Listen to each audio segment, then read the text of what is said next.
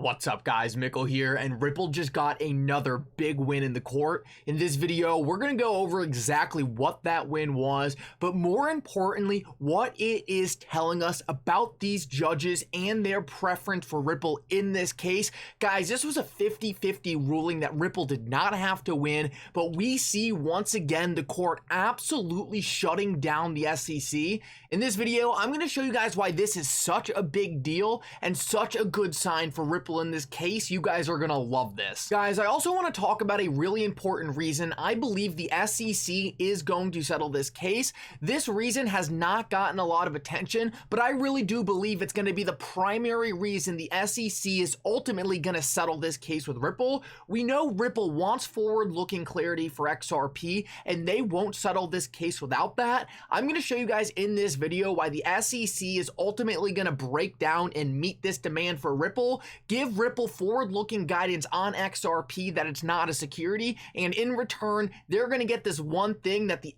SEC cannot go without. Now guys, last of all, and you're definitely going to want to stick around for this, we actually have some evidence that the SEC is giving up on this case. I'm going to show you guys something extremely interesting at the end of this video that's going to prove to you guys that the SEC knows they can't win this case, and they have all but given up on going for a victory. Like always guys, if you are new to this channel or come here all the time, please take a second to hit the like and subscribe button down below. It goes such a long way in helping this channel grow, and it really does mean so much to me. If you guys are ever looking for a good place to buy some XRP, make sure to check out the link in the description below. With that said though, let's jump right into it, and I hope you guys enjoy the update.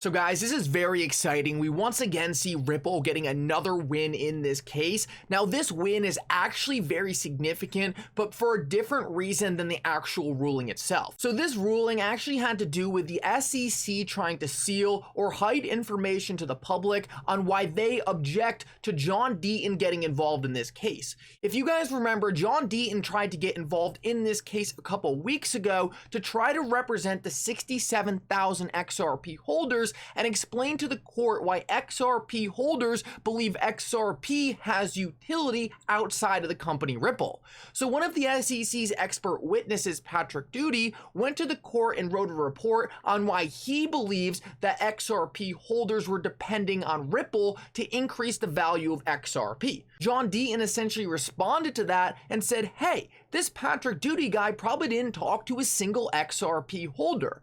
I want to get involved in this motion and explain to the court, I actually talked to 67,000 XRP holders, and they actually signed affidavits saying, hey, this is wrong. We were not counting on Ripple to drive the profits of XRP. We were actually buying XRP for its independent utility outside of the company Ripple. And this is in stark contrast to what the SEC's expert witness is saying.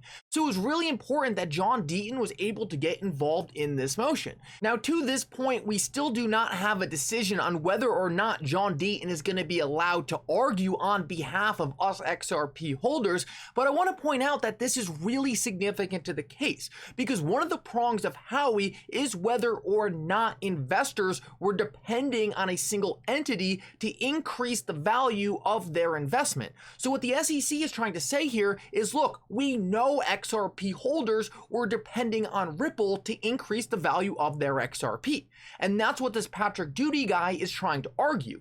Now, John Deaton is actually trying to counteract this expert witness and say, hey, if that's the case, then why are all these XRP holders, 67,000 of them, coming to me and saying the exact opposite? They're saying, hey, we use XRP for things that are completely independent of Ripple. So therefore, this expert witness, his opinion is invalid. I want to show the court what XRP holders are actually saying. So just logically, you could probably listen to that and say, hey, well, if one guy is just trying to make up the opinion of a bunch of investors, that's probably a lot less valid than listening to the investors themselves. And that's where the SEC got in big trouble. They realized it would be so absurd if they came out and argued that they knew better what XRP holders were thinking rather than XRP holders themselves, that they actually filed their motion and said they wanted the motion to object to John Deaton getting involved. They said said they wanted that sealed because they knew how horrible it would look if they came out and had to publicly show why they don't want XRP holders involved in this case. So essentially, the SEC was filing a motion to make their objection sealed or hidden from the public. I have a feeling they knew how mad we were going to be when they were trying to speak for us and say why we should not be involved in telling the court why we bought XRP. It's disgusting and goes against everything the SEC stands for, but that's what they were trying to do. So what was the big win? Well, just today, Judge Torres denied the SEC's motion to seal these documents. The SEC made up some crazy excuse like they were worried about the expert witness's safety, but the court absolutely rejected this argument and said that the SEC is gonna have to file their objection publicly. So this is no doubt a big win because now we get to see these documents and see what the SEC is saying, but this is an even bigger win because this is the second time we've seen Judge Torres get involved and absolutely deny the SEC's motions. This is so awesome because at the end of the day, Judge Torres is really the main judge in this case. Judge Netburn is just the discovery judge. So this means that Judge Torres is going to make the ultimate calls at summary judgment.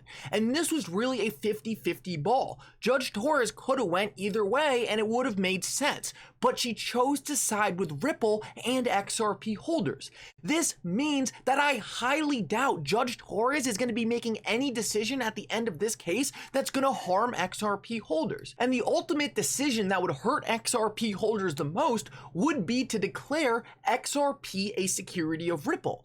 So based on Judge Torres's prior rulings, it is becoming more and more evident that she is no way going to rule like this, especially when all the evidence points to the fact that XRP is not a security. Now that we know it looks like Judge Torres is on our side, I think it is becoming obvious that the SEC is in very big trouble here. Judge Torres does not like the SEC, and she is not willing to rule for them on 50-50 issues. That means that on issues that I believe the SEC is blown out of the water on, I think the SEC has no chance. I think this is a great sign, and guys, having the judges on our side is literally the most important thing. It looks like Judge Torres is on our side. Let's hope it stays that way. So guys, now I want to quickly talk about settlement because what I showed you before should make the SEC very scared. It is obvious that Judge Torres is not buying their arguments, and I think Judge Torres probably realizes that the SEC is way out of line here. So why would the SEC go to summary judgment? Clearly the judges are not on their side. They have lost motion after motion. But what else does the SEC have to get out of actually settling this case?